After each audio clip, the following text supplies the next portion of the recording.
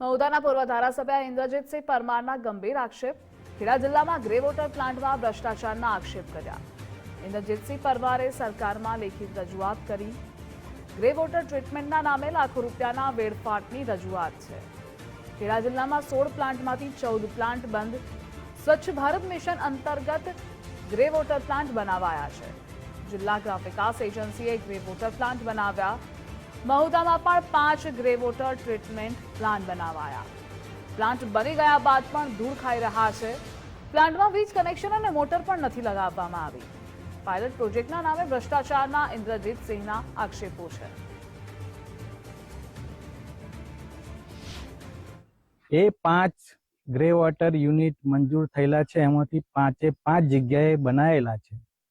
પણ આજે સ્થળ પરિસ્થિતિ જોઈએ તે 5માંથી ખાલી એક જ ચાલુ છે અને બીજા બધા જ બંધ છે।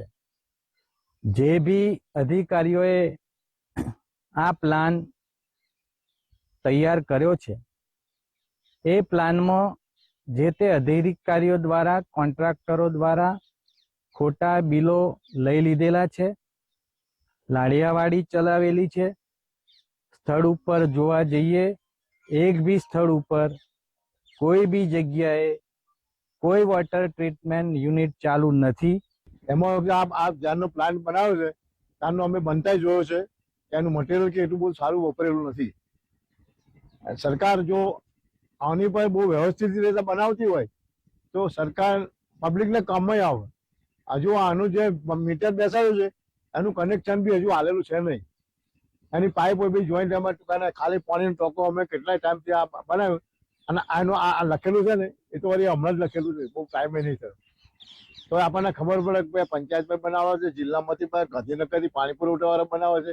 એનું પાણી અંદર પડ્યું નહીં અને એને કશું કોઈ ઉપયોગ થયો જ નહીં। ગ્રે વોટર ટ્રીટમેન્ટ મોઢા તાલુકામાં 5 બનેલા છે। એમાં અલીના, ભુમ્મસ, વડથલ, મહીસા, બરાબર। એમાં એક ગ્રે વોટર પ્લાન્ટ નંદગામ ચાલુ કરાવી દીધો છે અને અલીના અને મહીસામાં મશીનરીની જે ચોરી થઈ છે એ સરપંચશ્રીને વાત કરેલી છે અને ભુમ્મસ અને વડથલમાં મશીનરી ફિટ કરેલ નહીં। તે વહેલી તકે આ વીકમાં અમે શરૂ કરી દઈશું પ્લાન્ટ। દ્રશ્યમાં બતાવવા માંગીશ કે 8,20,000થી વધુનો જે ખર્ચો કરી અહીંયા ખાલી વોટર ટ્રીટમેન્ટ પ્લાન્ટ બનાવવામાં આવ્યો હતો।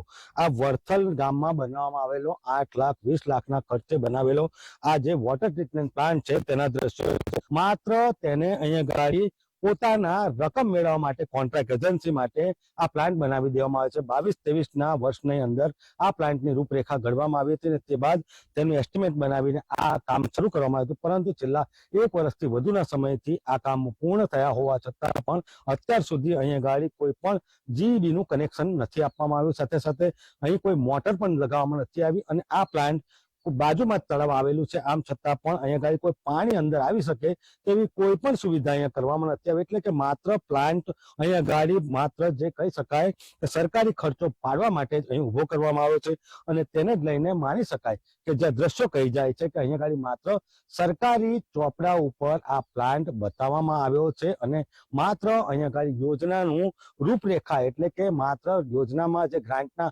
8 લાખથી વધુના નાણાં છે તે ઉઠાવવા માટે જ આ પ્લાન્ટ અહીંયા ગાડી ઉભો કરી દેવામાં આવ્યો છે।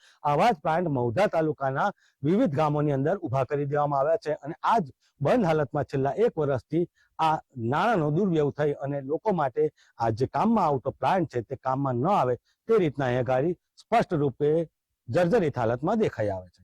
સંદીપ રાજપૂત સાથે ગુજરાત ફર્સ્ટ,